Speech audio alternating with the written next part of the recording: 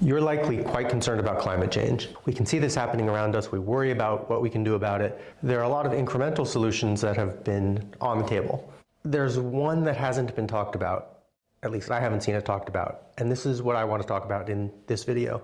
We know that cars emit a lot of the carbon that goes into the atmosphere that's causing global melting, and a lot of us worry about our driving, but we kind of say, okay, well, you know, my little driving is just a small portion of what happens. You know, I'm not really causing climate change.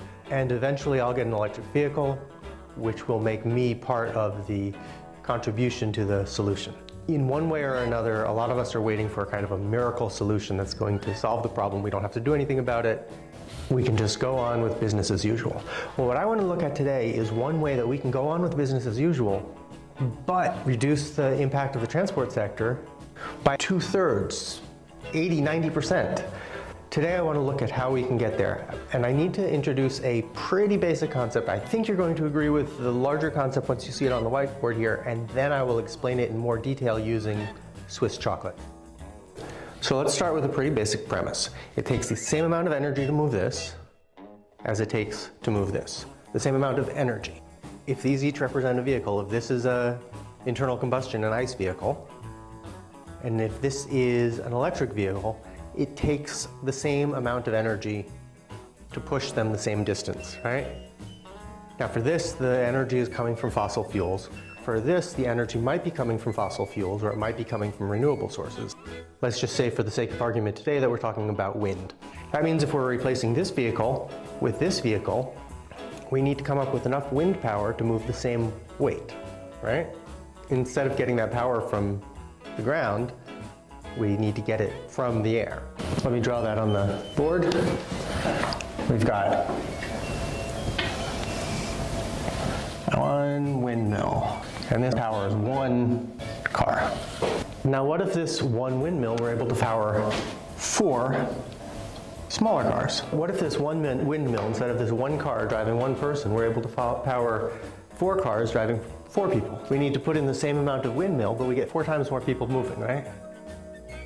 It's a pretty basic concept. Or if we're replacing a larger car, an SUV maybe, or a pickup truck, we could get 6, maybe 8 times the transport as in that SUV.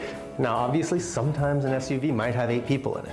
But how many times have you seen an SUV going to the supermarket, going to the office, going to the factory with one person at the wheel? If that SUV owner really kept the SUV for the times they needed to move a lot of people or a lot of stuff, but used something smaller for little jaunts by themselves, they could actually probably get rid of most of the times that they use their SUV without in any way harming their quality of life, without harming their ability to get from point A to point B. The average American commute is 41 miles round trip, call it 65 kilometers. And 3/4 of Americans who drive for their commute do it by themselves. And the average American is usually commuting a lot longer in their car than people from other countries, Europe, Africa, Asia. So that means for the average daily use, someone needs a car that can go, let's say 60 miles, 100 kilometers. Any of these little things can easily make 100 kilometers on a charge, right? You drive to work and back, you go to the store and back, you plug in. In fact, a lot of electric vehicles have ranges 4 times that, but then you need a heavier battery, which means you need a heavier vehicle. So you could get away with a lot lighter vehicle that gives you all the range that you need for most of your weekly activities. Still, you can get into a larger car when you need to go with family somewhere, when you need to go on a longer distance trip. Still saying, keep this thing, but let's look at this. If we say that this windmill powers this vehicle, or powers these vehicles, then I'll just start thinking about what happens when we put in a second windmill, third windmill, fourth windmill. Now instead of powering 4 cars, we've powered 32 cars. 32 people for the price of 4. That is a significant power savings. That in this case means we need to put in 8 times fewer windmills to get the same effect, or we could get the same effect 8 times faster. However you slice the math, moving to something smaller is going to wean us off of the internal combustion engine and onto renewable power much, much faster. Now let's look at this in chocolate. This big bar of chocolate, Toblerone, we'll call it Toblerone, is 360 grams. But we're going to say that it represents a vehicle that's 3,600 pounds, because adding this extra zero is going to make this thought experiment work pretty smoothly. What I'm going to do now is show my points in chocolate, but then I'll go back and I'll paste in pictures of the vehicles that I'm talking about later on. Now this 3,600 pound just happens to be almost exactly the same weight as a Tesla Model 3. Here I've got a cheat sheet that's got a lot of the vehicle weights I've gone and found, and I'll put a link to that right on the screen up there so that you can go and look at the weights yourself. And also that has links to all of the photos of all of the vehicles, so enjoy yourself. It's pretty convenient that we're starting with a Tesla Model 3 here, because that's a benchmark vehicle for the transition to electricity, right? But the question is, do we need a 3,600 pound or 1,600 kilogram vehicle to get around on a regular basis? Or can we shrink this down to something smaller and still get the same amount of transportation on a per person basis as in the Tesla? It might help to take this Tesla and say, okay, that Tesla is the same as these 300 gram Toblerones, plus this extra 60 grams. So this is one Tesla also. The Tesla Model 3 is not the biggest offender out there, right? The Tesla Cybertruck is actually the Tesla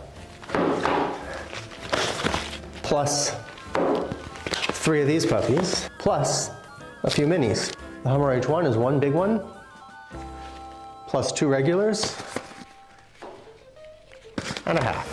The Ford Expedition is something like this. The lightest model of the Ford F-150, which is the biggest selling vehicle in the US, is this, plus this. This is an actual African elephant. This is a hippopotamus, or a Jeep Renegade. This is a Nissan Altima or a Toyota Camry.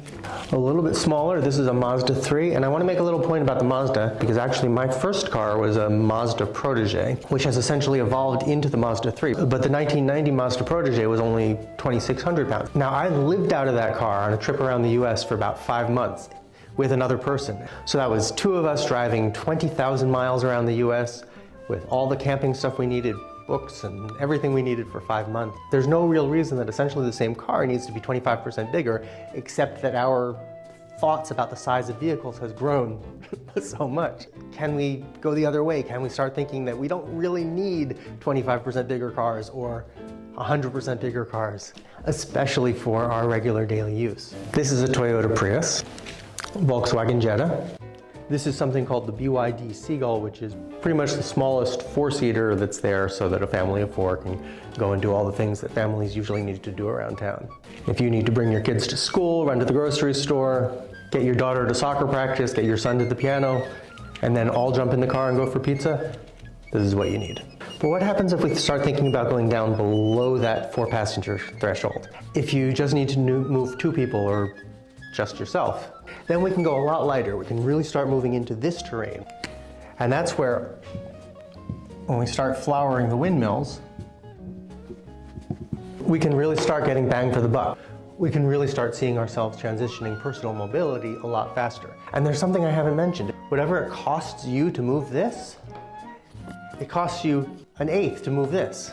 Let's say it costs you 80 euros, dollars, Swiss francs, doesn't matter, to move this thing a certain distance.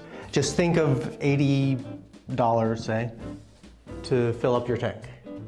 You're going to go X distance for that $80. If you're driving something that's 1/8 the size, you're going to go the same X distance for $10, right? So over the course of time, how long does it take you to use up $80 worth of fuel? For that same $80, you can go 8 times farther. If you could go 500 miles before, you can go 4,000 miles now. 4,000 miles in this versus 500 miles in that for the same price. Your mileage, of course, is going to vary depending on how much your vehicle weighs versus a larger beast. So at this point, really, the world has not gotten into this idea of the micro vehicle. because they're just not an option out there. But let's look at some of the options, and then you can start thinking about maybe replacing a lot of the trips in the hippopotamus that you're driving around. You can go down to something smaller for half your trips, 3/4 of your trips, 90% of your trips. So from the cheat sheet, and there's the link again, you can look at some of the pictures of some of these fun things. I'm not going to show you them all in this video because it'll go on for a while. Let's use our 1,000 pound, 450 kilo reference bar here. This plus 1.5 of these is going to be a Renault Twizy. Tell me this isn't a cool vehicle. This by itself is something called a city transformer. Let me point you to somebody else's video at this address. Now as I'm getting smaller, I should show you that each one of these has 12 individual segments, so 12 of these guys. So I've sliced a bunch of the bars into slices that can represent various fractions of 12. That lets us put these together with a little bit more precision as we go smaller. I don't know if you can or can't see the sizing of the different ones as we go down. Each of those regular bars is also equal to 12.5 of these minis. These are 8 grams each. A horse is 11. 1, 2, 3, 4, 5, 6, 7, 8, 9, 10, 11. How about a Changli mini pickup? This exists in the videos I've seen. It looks like it performs everything that a lot of people would need for light hauling in work situations. This is a Microlino. I saw one out one day. I talked to the drivers. They were enjoying it. 3.5 of these are an electric Vespa. What could be cooler than scooting around on a Vespa, right? I'll tell you what could be cooler. My parents, in the late 1950s, just after they were married, before they had my sister, bought a Vespa, a gas-powered Vespa, in San Francisco. And the two of them rode that Vespa from San Francisco over the Rocky Mountains, across the Great Plains, to Washington, D.C., and then all the way to New York. 2 people, 1 Vespa. Getting up over the mountains was a little bit of a but if they could do that with the technology from then, the electric Vespa in 2024 is probably going to fill the bill for a lot of trips for a lot of people. And they really are classy vehicles. 7.5 of these things are these little cars that the city of Lausanne has been providing for healthcare workers to get to visit people in their homes. These are people who need to drive from place to place all day long. They have all the range that they need. They need to be able to park, and they can basically park in a bicycle spot. They don't have to spend any time looking for parking. It's and they're done. And I talked to a home health aide who was driving one. It was great for her. She can carry all the equipment she needs for the patients she's visiting. Is always able to park right close to their door. And let me tell you, after my injury when I was broken from head to toe, and somebody needed to come change my bandages and rewrap my sling every day. One day she was looking at her schedule, okay, tomorrow I can be here at 8:17. These are people who really need to be able to get to where they're going precisely, right? They've got a very tight time schedule. This little microcar really does it for them. What about this little mobility scooter that I saw some guy driving around in one day? How about an electric cargo bike? There's a great review of how this can solve a lot of transportation needs for families right there. Or 1 square smaller for an individual person, the electric Fat Dad. Here's an electric folding bike you just bring right into your home or your office with you. Here, 5 squares is an electric scooter, the type that you can get in a lot of cities by the minute, or if you have your own, you can just take it right on the bus or train with you and then use the scooter for the last bit of distance that you can't get to precisely by public transport. Okay, that was embarrassing. I was so immersed in all the aspects of recording that I got confused about what column I was looking at, what I was doing with the numbers. I'd sliced all these 100-gram boxes into segments and written down the number of grams in each segment. And then when I was looking at my cheat sheet, when I looked at the number of pounds for the vehicle, I grabbed the box that said the number of grams for the chocolate. So that was the mistake. So let me fix my mistake. The cargo bike and the electric Fat Tad are both roughly 80 pounds, which corresponds to 1 of these or 1 triangle. And the commercial scooter, the Lime or the Bird, and the folding electric bike each correspond to 1/2 of these, or 1/2 of a triangle. Less than that. Keeping in mind that we're talking about enough wind to push this thing around versus the wind to push this thing around. Then if you want to get away from the electric motor and just power things with your legs, we go even smaller, healthier. You feel good when you get there, obviously not for a rainy day. Problem here is that these guys are too big to demonstrate. So I have to open one up. Okay, so there are 3 mini units in here.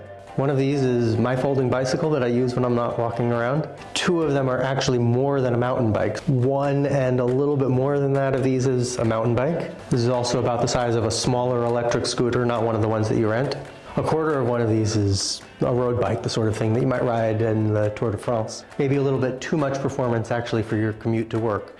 You're not going to want to put a rack on the back and attach your computer bag. And then there's the way that I get around town a lot, which is just to use these walking sticks, which weigh together about 1 kilo, 2.5 pounds. I can park anywhere, never pay for fuel, pay for public transport when I need it. I can't represent it with chocolate though, because it's just too small.